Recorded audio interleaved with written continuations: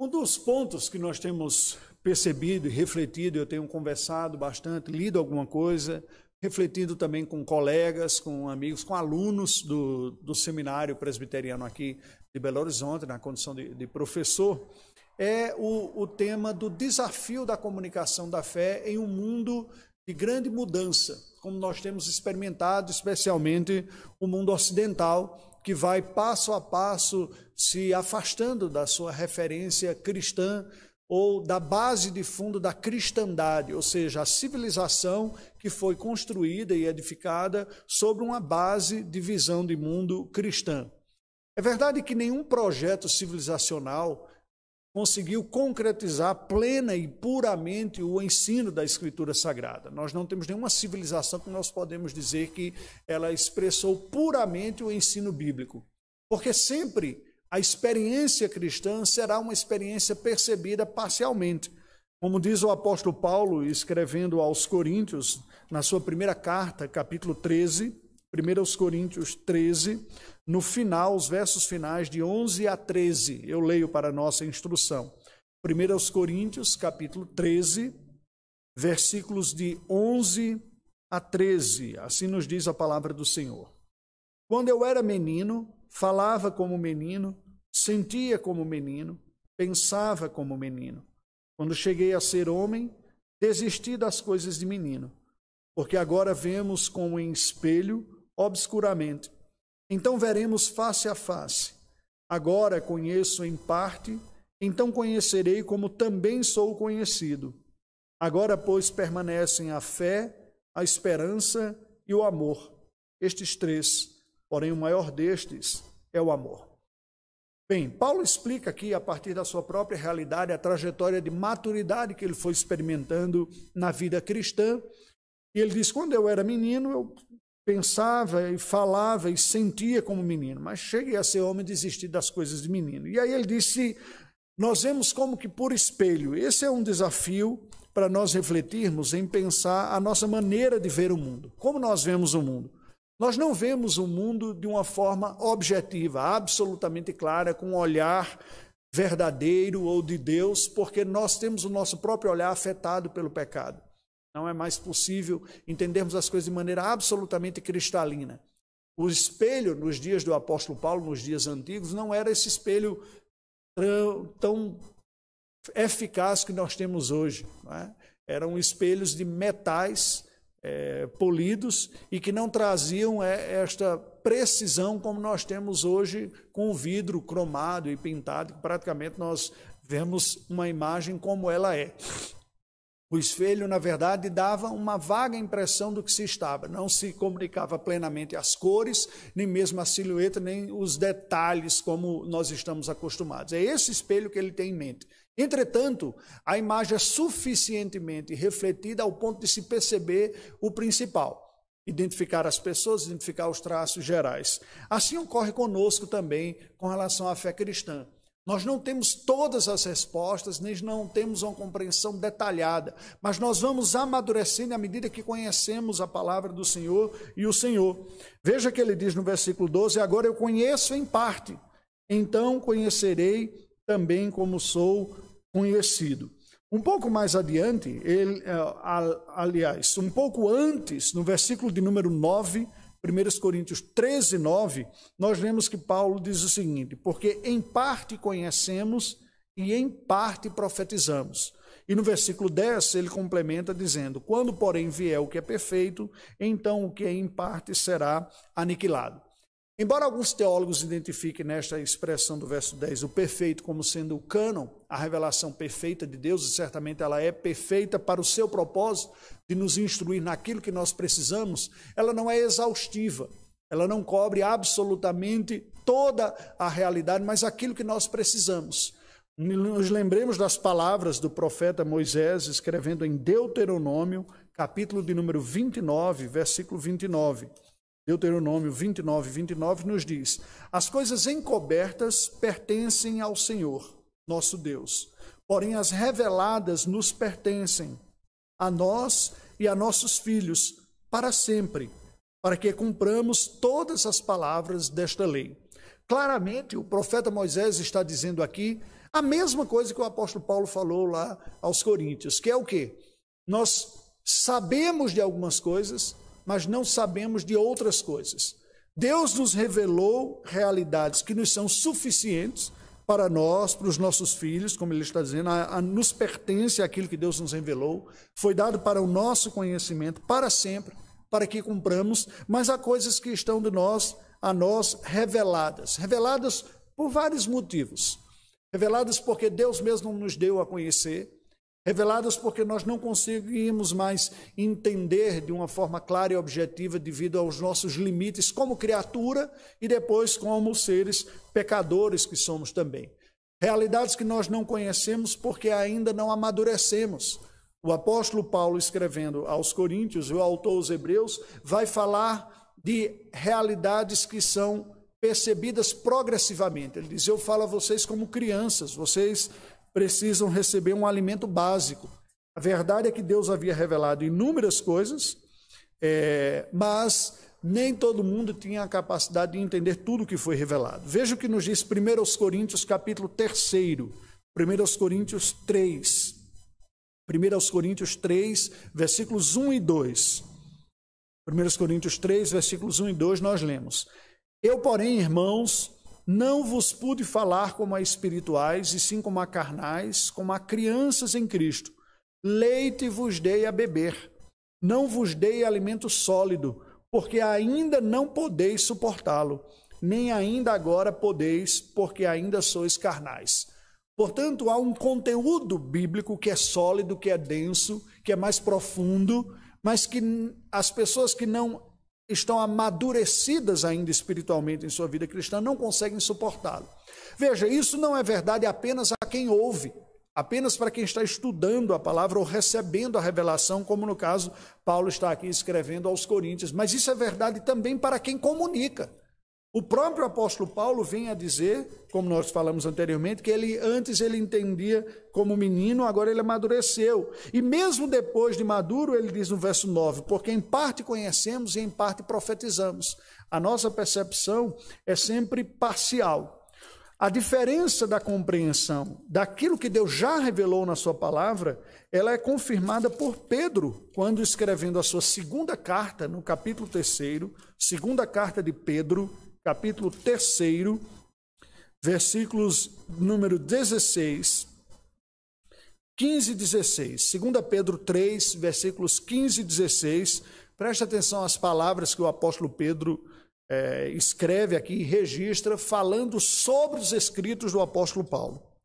E tende por salvação a longanimidade de nosso Senhor, como igualmente o nosso amado irmão Paulo vos escreveu, segundo a sabedoria que lhe foi dada, ao falar acerca destes assuntos, como de fato costuma fazer em todas as suas epístolas, nas quais há certas coisas difíceis de entender, que os ignorantes e instáveis deturpam, como também deturpam as demais escrituras para a própria destruição. Eu gostaria de destacar duas afirmações que Pedro faz aqui sobre os escritos de Paulo. Primeiro, que Paulo escreve algumas coisas que são difíceis de entender. Veja, isso está sendo admitido por um outro apóstolo, um líder na igreja, que já caminha com Cristo muito antes do apóstolo Paulo. O próprio Cristo, pessoalmente, enquanto desenvolveu o seu ministério terreno, chama Pedro como um dos primeiros apóstolos. Ele já tem aprendido de Cristo há muito tempo, bem antes de Paulo. Paulo vem depois, recebe revelações, escreve coisas, e Pedro está dizendo, algumas coisas que ele escreve são difíceis de entender. Portanto, há sim, na nossa fé cristã, que reconhecermos que há níveis de compreensão da realidade, assim como há níveis de revelação daquilo que Deus nos deu. Esse nível de compreensão depende da nossa própria maturidade na fé, do próprio conhecimento que nós temos da Escritura Sagrada, mas também daquilo mesmo que Deus revelou. Há questões que são mais complexas do que outras. O apóstolo Paulo nos diz ainda em Filipenses, capítulo 3, Filipenses, capítulo 3, versículo de número 15 e 16, sobre esta progressividade na compreensão da vontade de Deus para a nossa vida. Filipenses 3, versículos de 15 a 16. Todos, pois, que somos perfeitos ou maduros, pode ser traduzido tanto de uma forma como de outra aqui, na verdade indica muito mais a maturidade, não é perfeição aqui no sentido de ausência de pecado, mas de qualificação plena, o que poderia ser bem traduzido como maduro. Tenhamos este sentimento, e se porventura pensais de outro modo, também isto Deus vos esclarecerá. Todavia, andemos de acordo com o que já alcançamos. Claramente, o apóstolo Paulo está descrevendo aqui que Deus vai nos dando clareza, esclarecimento da própria dinâmica da fé cristã ou da própria fé cristã. Entretanto, o grande desafio aqui, gente, e isso deveria trazer um misto de desafio e de consolo ao coração de todos nós que estudamos a Escritura Sagrada. Versículo 16, ele diz, todavia andemos de acordo com o que já alcançamos. É esta a medida do que Deus espera de nós. Alguns de nós, eu tenho certeza que você em algum momento se sentiu pouco capacitado, teologicamente, intelectualmente ou moralmente, seja lá o que, diante de alguns desafios e diz, poxa, eu estou tão atrás daquilo que eu gostaria de estar. Ou você olha alguma outra pessoa e diz, aquela pessoa parece que ela entende tão bem, tão claramente a fé, eu gostaria de conhecer desse jeito. Sinto até um pouquinho de inveja, você pode até dizer assim, eu gostaria de ter um pouco mais de maturidade. Ou você olha para alguém e diz, eu gostaria de ter a facilidade que aquela pessoa tem para falar. Bem, de uma certa forma, nós podemos reagir a isso de uma forma piedosa ou de uma forma ímpia. A forma ímpia é nós jogarmos a toalha e dizer, sabe uma coisa, eu não entendo mesmo, vou ficar assim, o que basta é que eu tenha o ticket da salvação, tenho a certeza, você não precisa aprofundar nestas coisas, e assim se acomoda, não apenas na compreensão, como na prática. Uma outra maneira de agir de forma ímpia também é você invejar a outra pessoa, porque a inveja é sempre um pecado. Você gostaria de ter o que a pessoa tem, você se ressente dela ter e você não ter. Isto é a inveja. Mas há um desejo que é positivo, e às vezes é usada a palavra ambição para falar isso. A inveja é sempre negativa porque é pecaminosa, mas a ambição nem sempre é negativa. A ambição enquanto desejo de crescer, de desenvolver, de amadurecer na compreensão, no entendimento, na prática, na comunicação, é legítimo. E todos nós devemos querer isso. O que Paulo está dizendo aqui é o seguinte, que Deus nos esclarecerá nessa jornada. É um passo a passo, a sabedoria e a humildade quando nós conseguimos perceber em que ponto estamos na nossa caminhada de fé. Não é sábio para a criança querer agir como se fosse um jovem ou um adulto. Não é sábio para o jovem agir como se fosse um senhor aposentado, não é? Alguém que já está em outra fase da vida, como o apóstolo também.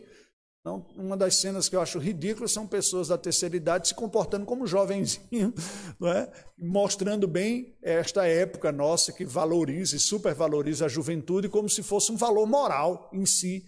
Na verdade, todo o ciclo da vida está dentro do propósito de Deus para a nossa vida. A sabedoria está em saber viver a sua época. E bem, entender quem somos, que momento estamos vivendo da nossa vida e assim refletirmos a glória de Deus e viver a maturidade esperada nessa fase. Imagine você se você fosse visitar alguém conhecido que acabou de ganhar neném e ao ver o bebê recém-nascido lá no berçário e olha que coisa linda e você ouvisse deles, obrigado, são seus olhos, não é? Todo mundo ia se assustar, que negócio é esse? É um cruz credo.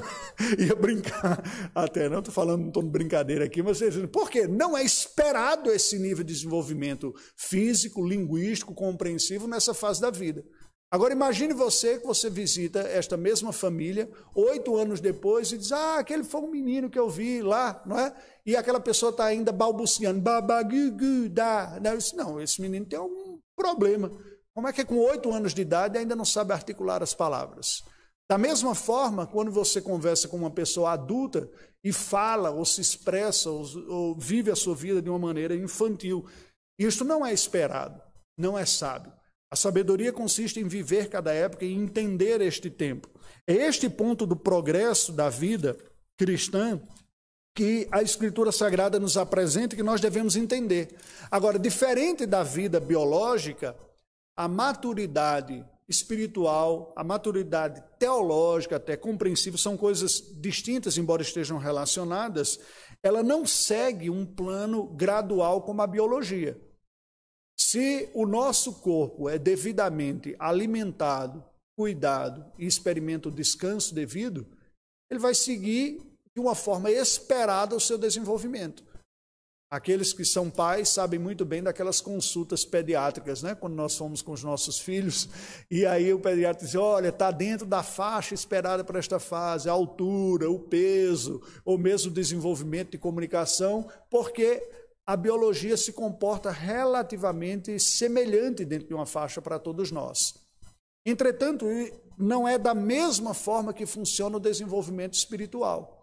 Por isso que Paulo, e o autor aos Hebreus também diz, muitos de vocês já deveriam ser mestres, dado o tempo que vocês têm. Mas vocês são como crianças, ainda são muito infantis. Este desenvolvimento espiritual, ele é proporcional à busca, à sinceridade e à dependência de Deus que nós experimentamos em nossa vida. De tal maneira que pessoas, mesmo do ponto de vista cronológico, podem ter um tempo de vida cristã menor, elas podem se desenvolver mais na maturidade espiritual do que pessoas que têm uma longa caminhada de professar a fé cristã. Veja que o salmista diz, eu sou mais sábio do que os meus mestres porque medito na tua lei.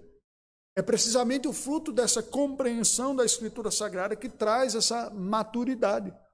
E alguém que biologicamente, cronologicamente, pode ser até mais novo, pode refletir uma maturidade maior do que pessoas que, mesmo na jornada de fé cristã, foi numa marcha mais lenta. A sabedoria consiste em ter a humildade de reconhecer em que ponto estamos e buscar crescer diante de Deus a partir de onde estamos. Não adianta invejar quem está mais na frente, nem se acomodar dizendo eu já tenho a certeza da salvação. Veja que espiritualmente esta ideia da progressividade é bem descrita pelo apóstolo Paulo na segunda carta aos Coríntios.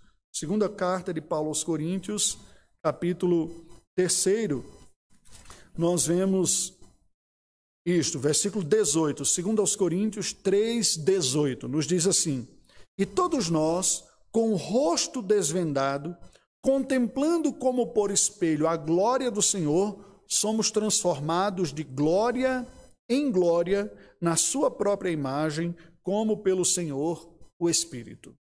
De glória em glória.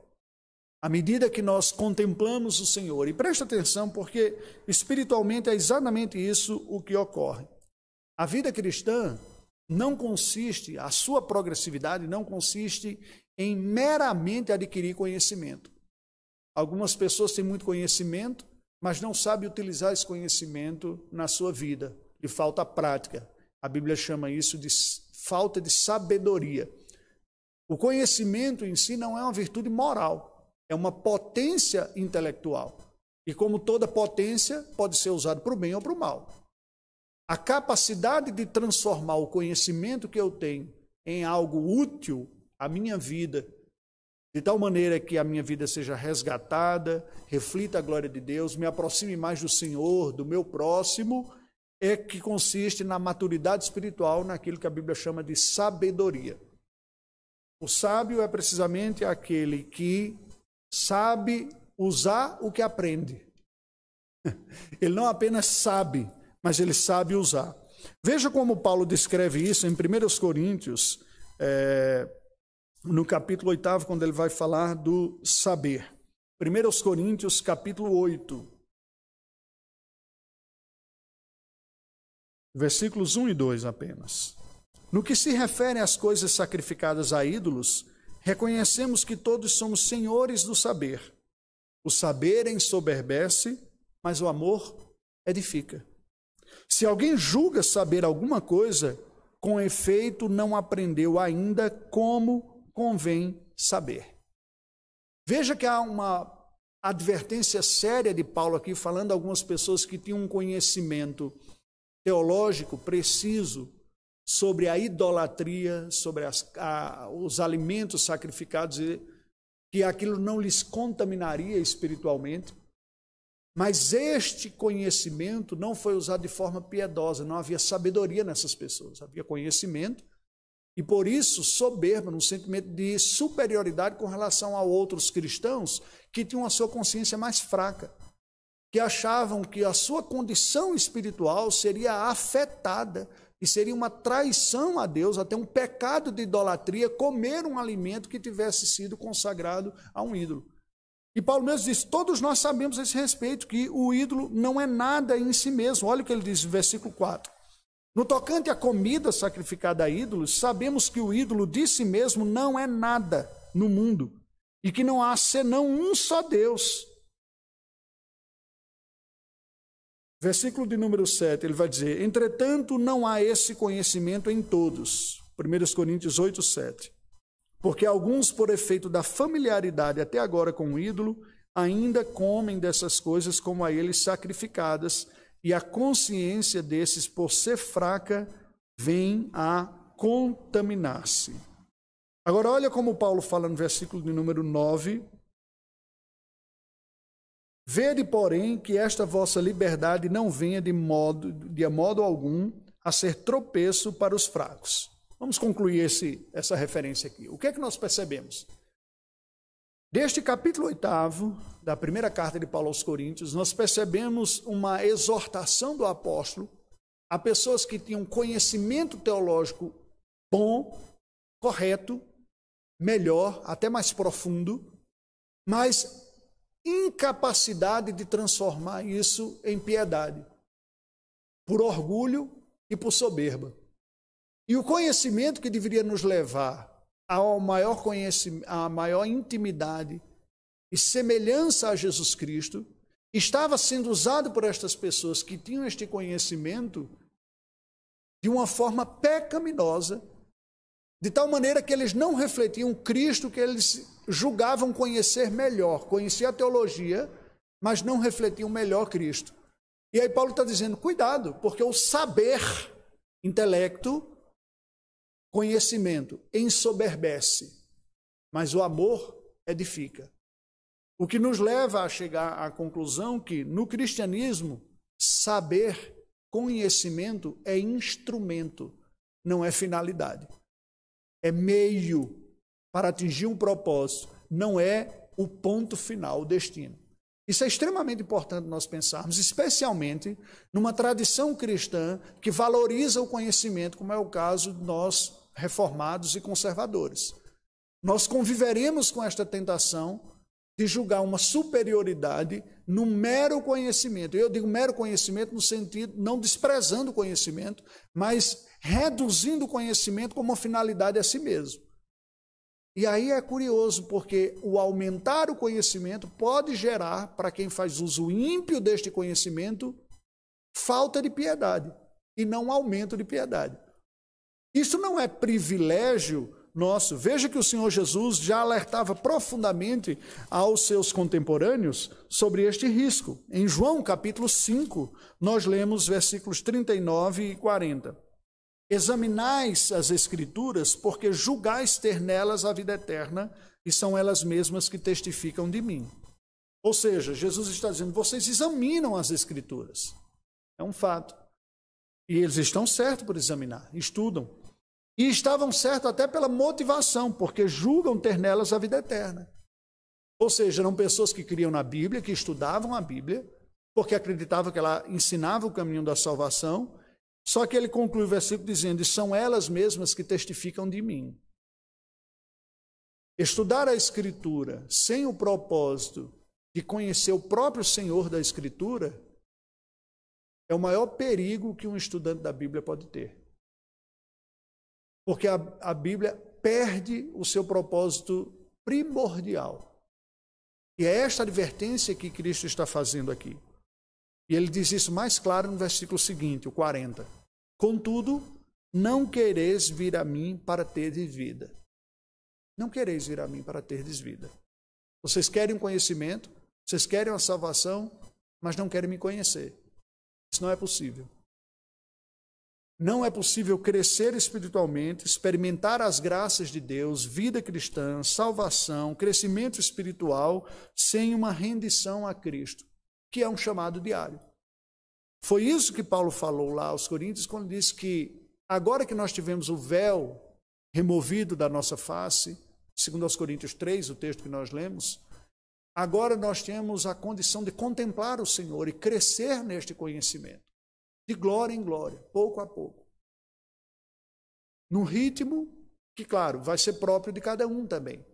Vai ser à medida da nossa capacidade de nos rendermos ao Senhor, de buscarmos o Senhor e de respondermos ao Senhor em nossa vida. E assim, a fé é instrumental. Escrevendo aos Romanos, no capítulo 12, nós vemos esta exortação do apóstolo Paulo, versículos 1 e 2. Rogo-vos, pois, irmãos, pelas misericórdias de Deus, que apresenteis o vosso corpo por sacrifício vivo, santo e agradável a Deus, que é o vosso culto racional. E não vos conformeis com este século, mas transformai-vos pela renovação da vossa mente, para que experimenteis qual seja boa, agradável e perfeita vontade de Deus. Veja que em ambos os versículos aqui, tanto o primeiro quanto o segundo, nós temos uma junção de uma relação entre conhecimento e prática. No primeiro versículo, Paulo faz um apelo aos seus leitores da carta dos Romanos, os irmãos de Roma. Ele diz: rogo-vos pelas misericórdias de Deus, eu apelo a vocês, baseado na misericórdia do Senhor, que é a fonte de toda verdadeira transformação. Qual é o apelo dele? Que apresenteis o vosso corpo por sacrifício vivo, santo e agradável a Deus. Por que ele está falando de corpo, gente? Vamos pensar aqui. Ele está falando da igreja que está em Roma. Roma, a capital do império, um império decadente moralmente falando. Nos seus dias, as pessoas, especialmente da classe mais rica, os governantes, aqueles que tinham influência na sociedade, levavam uma vida licenciosa e imoral. Mas não era privilégio apenas dos ricos. A comunidade romana como um todo vivia assim.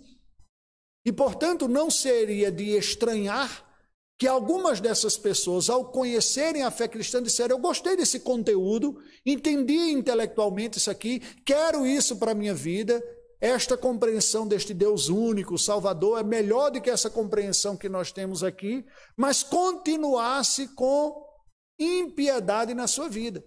E o que Paulo está fazendo aqui é uma ruptura com esse pensamento que vem da filosofia grega, de que a carne é má, ela não presta, e o bom é a elevação conceitual da alma, intelectual. Ele diz: não, eu rogo a vocês que vocês se dediquem com tudo o que vocês são. Consagre o seu corpo a Deus. O seu corpo é templo do Espírito Santo. Você não pode usá-lo de qualquer maneira e achar que, não, o que importa é que eu creio, é que eu entendo estas coisas aqui na minha mente. Eu entendo bem, então eu sou um bom cristão. Por isso que ele diz: rogo-vos que apresenteis o vosso corpo. Agora olha que imagem linda. Ele diz: apresenteis o vosso corpo como sacrifício, vivo, santo e agradável a Deus. Por que um sacrifício? Ele pega agora a imagem lá do Antigo Testamento, de que no culto que era prestado a Deus, o culto oficial no templo, dirigido pelo sacerdote, necessariamente tinha um sacrifício. Ninguém se apresentava, nenhum pecador ousaria se apresentar diante de Deus para adorá-lo com a cara limpa. Porque ele sabia que ele era pecador e indigno de Deus que era santo. Então o sacrifício era para demonstrar: eu reconheço o meu pecado, eu preciso do perdão, e eu creio que Deus concede perdão ao castigar os meus pecados em um outro que me representa, um inocente que aqui está. O sacrifício é: o Senhor é digno de uma oferta perfeita, por isso estou oferecendo um animal perfeito, por isso que eu ofereço um pão com a melhor farinha que tem. E todas as ofertas do Antigo Testamento eram perfeitas, pois apontavam para a obra perfeita de Cristo Jesus. Eu sou imperfeito, mas me torno aceitável diante de ti, porque tu aceitas um perfeito em meu lugar. E aí o animal era imolado. Uma vez que Cristo, o Cordeiro de Deus, foi sacrificado em nosso lugar, não resta mais para o povo de Deus nenhum sacrifício. Por isso que o sacrifício é vivo, porque não é preciso mais haver morte. Não é preciso mais haver nenhuma morte, nenhum derramamento de sangue, porque, como nos explica o autor aos Hebreus, Cristo Jesus ofereceu-se uma vez por todas um sacrifício perfeito. Porém, a ideia de que nós ofertamos para Deus a nossa vida e nós chegamos a uma adoração numa oferta nossa, continua. Só que a oferta nossa é em vida. Nos tornamos aceitáveis diante de Deus através da obra de Jesus Cristo, e assim a nossa vida é ofertada ao Senhor. Por isso que ele diz: rogo-os, irmãos, e pelas misericórdias de Deus apresentei o vosso corpo como um sacrifício vivo. Deus não requer de nós morte, não requer penitência, não requer flagelo. Preste atenção, porque até hoje, mesmo no meio de igrejas bíblicas que professam a fé protestante, existe uma mentalidade sacrificial que é pagã, que é de tentar comprar Deus. Não há sacrifício para o cristão. O único sacrifício digno do Senhor foi Cristo oferecido na cruz do Calvário. Preste atenção. Eu não estou com isso dizendo que a vida cristã não requer esforço ou dedicação. Dedicação, sim, como tudo na vida. Precisa de dedicação. Para você se dar bem academicamente, você tem que se dedicar estudando. Para você se dar bem num prato que você faz, numa comida, você tem que treinar. Não é incomum, caso você experimentar, dizer, eu me lembro no início da minha vida conjugal, como eu cozinhava mal, e a pessoa foi aprimorando. A arte de educar os filhos precisa de aprimoramento. E eu costumo brincar dizendo o seguinte: esse negócio de educar filho é igual esses jogos de videogame, né? Cada fase vai ficando mais complicada, apesar de a gente ser treinado desde pequeno, desde que os recebemos como bebê, vem os desafios. Se você acha que naturalmente vai conseguir, não vai. Tudo requer desafio na vida, mas não sacrifício.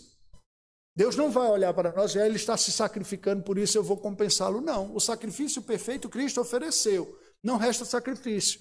A ideia é que eu me ofereço agora como sacrifício vivo. A minha vida, com tudo que eu faço, como eu uso o meu corpo, eu consagro ao Senhor. E por que é possível, se nós ainda somos pecadores? Porque Cristo nos qualifica diante de Deus. Ele foi o sacrifício perfeito. O seu sangue nos purifica. O seu sangue abriu o caminho, nos torna aceitáveis diante do Senhor Deus. E, portanto, a nossa vida é uma vida que busca viver para a glória de Deus, na confiança de Jesus Cristo, em tudo na vida. Como que nós fazemos com o nosso corpo? É isso que Paulo está alertando. Vocês não podem viver, não devem viver como ímpios, como os romanos que não conhecem a Deus. Vocês são romanos cristãos. Olha como vocês usam o seu corpo. E aí é uma mentalidade muito bela que o cristianismo apresenta aqui. Deus não está interessado só no seu intelecto. É importante eu dizer isso, porque, embora essa classe seja apologética e a ênfase é no intelecto, Deus não está preocupado ou querendo somente a sua massa cinzenta, o seu cérebro. Mas Ele o quer também, porque isso compõe você também. Por uma boa parte de cristãos, no nosso contexto latino-americano, a fé não é algo que tem a ver com a reflexão e com a compreensão, mas com simplesmente o sentimento e resolver os problemas. Não, é tudo junto. E aí veja que ele diz que é o vosso culto racional. As duas coisas, corpo e alma, matéria e imatéria. A maneira como eu dirijo, vivo a minha vida, uso o meu corpo, se eu uso para a glória de Deus de uma forma santa, boa, equilibrada, ou não. E isso tem que ser fruto de uma compreensão. É um sacrifício vivo, porque é uma dedicação da vida. É santo, porque se tornou agora separado para Deus e digno para Deus pela obra de Jesus. A minha vida se torna santa aos olhos do Senhor, porque Cristo me comprou para o Senhor Deus. E agradável a Deus. Como é que nossa vida se torna agradável ao Senhor? Não tenha dúvidas. É por causa da obra de Jesus que nos cobre e nos torna aceitáveis. Mas a obra de Jesus não é apenas a que Ele aplicou a nós na cruz, o que Ele fez lá, nos purificando de todos os pecados. Preste atenção que isso é muito importante. A obra de Jesus na nossa vida continua. Ele não apenas nos perdoa e nos purifica dos nossos pecados, mas Ele continua nos transformando, como Paulo falou no texto. Nós continuamos sendo transformados de glória em glória. É essa semelhança de Jesus que continua ocorrendo em nossa vida, que reflete a glória de Deus. E Paulo diz, isso é o culto racional. Um culto lógico, uma maneira de adorar a Deus que faz sentido, que Deus nos chama, é entender que Ele nos chama para vivermos para a glória dEle, que através de Cristo nos tornamos aceitáveis, e pela obra de Cristo e pela palavra de Cristo, a nossa vida vai manifestando-se para a glória de Deus, se moldando. Ele explica essa dinâmica no versículo 2, quando ele diz, não vos conformeis com este século, ou seja, não assuma a mesma forma de ver e viver que o mundo presente vive. Porque presta atenção, toda geração, toda cultura, toda sociedade traz consigo a semente da rebelião contra Deus, e a cada geração nós temos que discernir quais são as tentações da nossa geração. Uma época pode ser ateísmo, outra época pode ser politeísmo, uma época pode ser licenciosidade, outra época pode ser um ascetismo, um grupo de pessoas pode ser a beligerância, o outro pode ser a passividade. Não sejamos tolos, sem Cristo sendo Senhor da nossa vida, sempre haverá em qualquer povo, qualquer cultura, em qualquer época, em todo povo, toda cultura e toda época, oposição. E nós somos chamados como cristãos a viver no contrafluxo. Mas preste atenção, não como um sacrifício, no contrafluxo como uma conformação, para ser semelhante a Cristo. Por isso ele diz, transformai-vos. Não se conforme, não assuma a mesma forma que a sociedade sem Cristo tem, mas transforme, assuma uma forma diferente, transversal. Como? Pela renovação da vossa mente. De novo, aqui vem a parte compreensiva. Como é que eu vou viver de uma maneira diferente de uma sociedade se eu não sei exatamente em que eu devo ser diferente? Serei diferente na maneira de cortar o cabelo? Talvez, se tiver algum corte muito esquisito aí, que não comunique muita beleza, sim. Mas moralmente falando, serei diferente no curso que eu curso? Depende.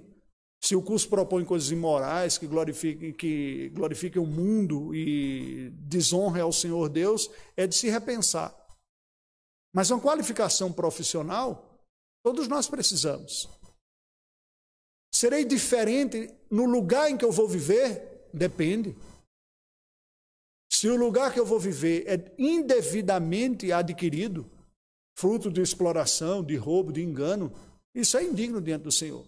Mas se é fruto de um trabalho honesto, justo e digno, não há problema nenhum. Eu tenho que saber o que eu tenho que ser diferente e o que não é para ser diferente.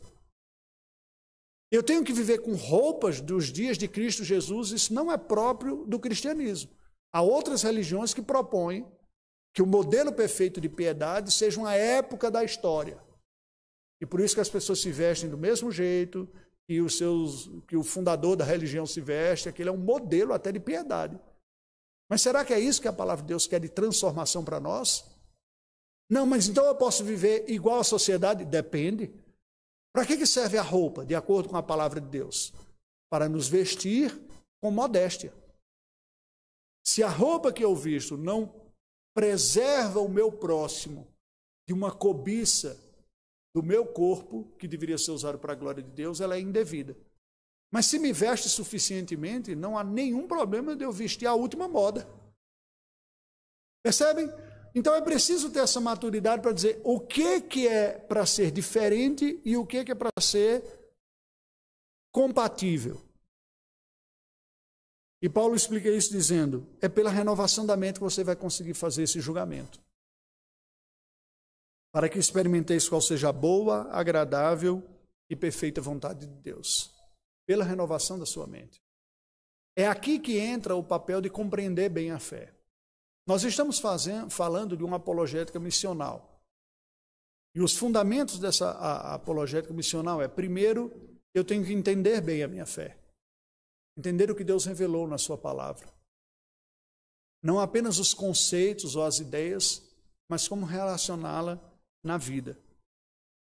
E aí eu gostaria de concluir falando de uma realidade que a gente vai trabalhar melhor um pouco mais adiante. Em Romanos, capítulo 8, versículos de 18 a 25, Romanos 8, versículos de 18 a 25,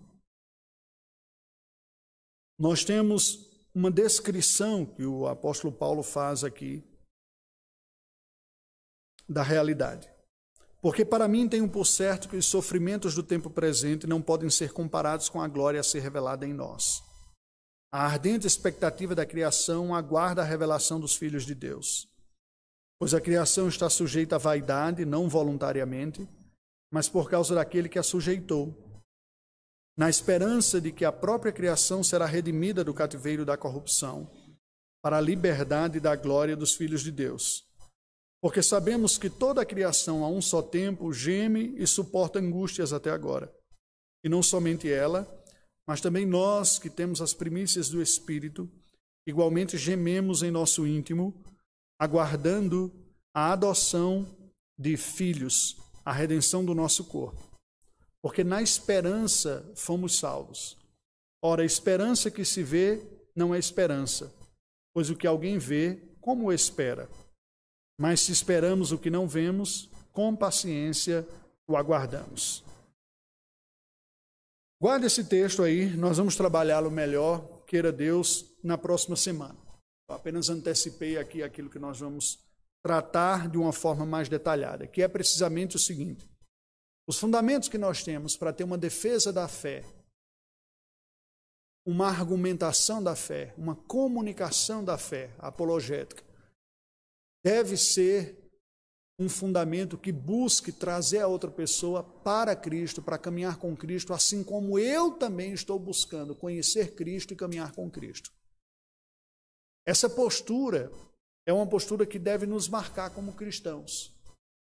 Porque quando nos aproximamos de quaisquer outras pessoas, não estamos falando de uma coisa ou de uma realidade espiritual, que é a transformação espiritual, o crescimento espiritual, como uma jornada que nós já concluímos. Nós fomos colocados pela graça de Deus na fé cristã. Pela graça do Senhor, aqueles que são cristãos já experimentaram novo nascimento, contam com o Espírito Santo e com a Escritura Sagrada. Mas precisamos ter a humildade para reconhecer que esta jornada continua sendo uma jornada de transformação espiritual na nossa própria vida. Eu não posso achar que eu sou chamado para simplesmente defender intelectualmente a fé, enquanto eu mesmo não procuro relacionar esta fé com a minha própria vida, porque as palavras podem apontar numa direção, mas a prática apontar em outra direção. Foi aquilo que o Senhor Jesus disse: olha, o que eles estão dizendo, cuidado. Vocês podem até praticar o que eles estão dizendo, mas não sigam-os como exemplo, porque eles não servem de bom exemplo, falando sobre a liderança religiosa em alguns aspectos dos seus dias.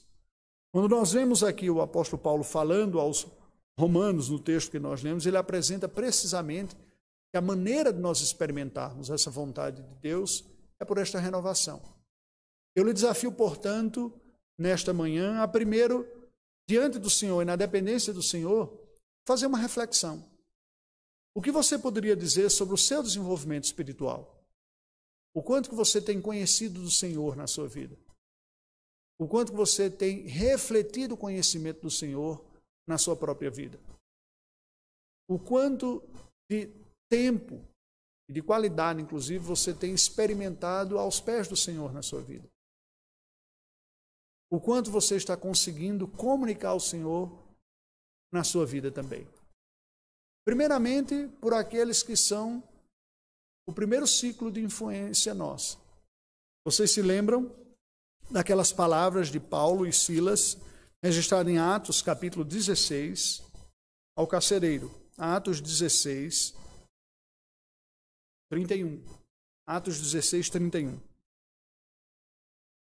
Paulo e Silas se dirigem àquele carcereiro que os estava vigiando lá no cárcere. Em resposta ao que ele pergunta no versículo 30. Eu lerei a partir do versículo 30. 30 e 31. Atos 16, 30 e 31. Depois, trazendo-os para fora, disse: Senhores, que devo fazer para que seja salvo? Responderam-lhe: crê no Senhor Jesus e serás salvo, tu e tua casa. E o verso 32 nos diz: e lhe pregaram a palavra de Deus e a todos os de sua casa. Veja que a salvação é anunciada aqui, aquele que crê, em primeiro lugar, e por extensão a sua família. Mas é precisamente aquele que crê o primeiro responsável por dar testemunho na sua família. E nós, se formos sinceros, haveremos de concordar que a congregação mais difícil para pregarmos é a nossa própria família. Porque é precisamente, costuma ser, aquelas pessoas que melhor nos conhecem. Precisamente porque o nosso lar é o lugar onde a gente se despe, onde a gente é como é. A começar do cônjuge. Não há ninguém que tenha acesso mais íntimo a nós do que o cônjuge. E por isso que uma exortação conjugal é uma das mais desafiadoras que tem. E isso é até mesmo um termômetro de nossa espiritualidade. E por que estou dizendo isso? Porque é um desafio para todos nós. Eu louvo a Deus pelas dolorosas revelações que a minha família me dá de mim mesmo. Porque normalmente, na condição de pastor, eu sou tratado com muito respeito e deferência pelos membros da igreja, que veem a melhor parte. A pessoa estuda no gabinete, se prepara, vem, traz uma palavra. Normalmente, as ovelhas do Senhor são muito gentis e delicadas. Mas elas não convivem conosco no dia a dia. Não sabem como é que nós enfrentamos as situações difíceis. É a família. E é precisamente aqueles que nos conhecem melhor que nos dá o melhor retorno de quem nós somos. E a Bíblia diz que se alguém não cuida dos seus, é pior do que o incrédulo. Então vamos pensar aqui. De que maneira eu tenho compreendido a fé? Ela, para mim, ela está clara e madura e me ajuda a crescer na semelhança de Deus. As melhores pessoas para dizerem isso são os nossos familiares. E todos nós, eu gostaria de dizer que seria diferente na minha vida, mas não seria verdadeiro se dissesse para você que assim o é. Enfrentamos situações de tensão, de conflito, em casa, muitas vezes, e que nos revela exatamente o quanto nós ainda precisamos da graça de Deus. É o lugar em que nós somos chamados para vivenciar e comunicar esta fé com objetividade. Então, primeiro ponto, olhe para si mesmo. O quanto da fé você tem aproveitado na sua vida? O quanto você reflete para as pessoas que estão próximos a você ou em outros ambientes também? O quanto que Deus é conhecido, adorado. Agora, um pouco mais adiante. Você se sente capacitado, qualificado para anunciar a Cristo e a fé àqueles que estão próximos a você? Não apenas na família, mas no ambiente de trabalho, ou na família estendida, entre colegas, entre amigos. Ou você se sente mais seguro e confortável para simplesmente convidá-los a virem à igreja, porque um especialista vai falar em seu lugar. E veja que essa tentação pode ser tão forte que não são poucas as famílias cristãs que acham que essa tarefa de comunicado da fé é de fato primariamente da instituição igreja e não da instituição familiar. Não, nós temos pastores e conselheiros para orientar espiritualmente os nossos filhos. Eles são primariamente responsabilidade nossa, como pais. Que Deus nos dê graça e nos ajude. Eu lhe convido a permanecer conosco. Nas próximas semanas nós vamos trabalhar sobre essa visão de mundo geral. O que é que, como cristão, me qualifica a olhar a realidade, o mundo, as coisas como são, e como cristão, eu sou chamado e sou capacitado para interpretar a realidade para mim mesmo e entender o mundo para ser mais eficaz e eficiente na defesa da fé. Nós trataremos destes temas na próxima semana. Por hoje, nós ficamos por aqui. Vamos orar ao Senhor Deus, agradecendo por este momento de estudo da sua palavra. Deus bendito, nós louvamos o teu nome e bendizemos e agradecemos, Senhor, pela tua palavra viva, eficaz, verdadeira. Pedimos, ó Deus, que segundo a tua misericórdia, tu nos ajudes a crescermos na maturidade da fé, Nos ajude a bem entender o que o Senhor quer para a nossa vida. Nos ajude a nos apropriarmos e a cada dia dependermos mais do poder do Senhor, da confiança em Cristo, da presença de Cristo, a nos submetermos ao seu senhorio, experimentarmos a transformação que vem dessa sujeição ao senhorio de Cristo, experimentarmos o poder da presença de Cristo, na consciente determinação de em tudo nos rendermos a Ti, Senhor Deus. Dá-nos a graça de sermos transformados de glória em glória e amadurecermos na compreensão da fé. Dá-nos a capacidade de relacionar aquilo que temos aprendido com aquilo que temos experimentado. Dá-nos a graça de não sermos preguiçosos, nem intelectualmente, nem praticamente. De não sermos covardes, nem acovardados, nem intimidados com o desafio de aprofundarmos no nosso conhecimento bíblico, nem também sermos incoerentes e ímpios de não buscar aplicar em nossa vida. Contudo, dizemos ao Senhor, não está em nós a capacidade de praticar aquilo que simplesmente aprendemos. Precisamos da graça do Teu Espírito de nos levar a sincero arrependimento e precisamos da graça do Teu Espírito para nos comunicar o Teu Filho Jesus Cristo, o poder da presença do Teu Filho, nos rendendo a uma santificação diária na sua dependência, pois é a presença do Senhor que nos transformará em alguém mais parecidos com o Senhor. Molda-nos, ó Deus, à semelhança do Teu Filho. Dá-nos a graça de entender melhor, de praticar melhor, e tudo isso decorrente de viver melhor, ou seja, viver com o Senhor em nossa vida. Ajuda-nos, abençoe-nos neste dia, nós te pedimos, nos dê uma semana debaixo de Tua graça e proteção, em nome de Jesus. Amém.